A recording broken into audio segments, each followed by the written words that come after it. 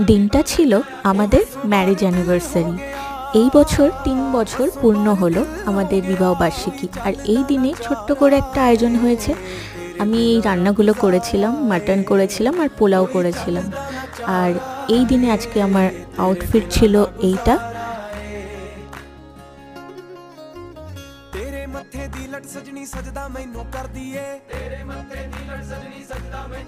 বিবাহবার্ষিকী বলে কথা, সাজটা তো একটু অন্যরকম হবেই।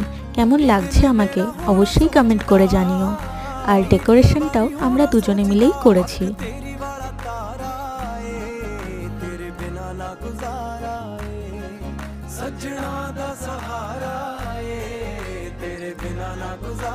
সর্বশেষে পরিবারের মানুষদেরকে নিয়ে ছোট্ট করে কেক কেটে আজকের দিনটাকে উদযাপন করলাম। আর এটা ছিল আমার পাওয়া আজকের দিনের শ্রেষ্ঠ উপহার। তো এইভাবেই কাটলো দিনটি।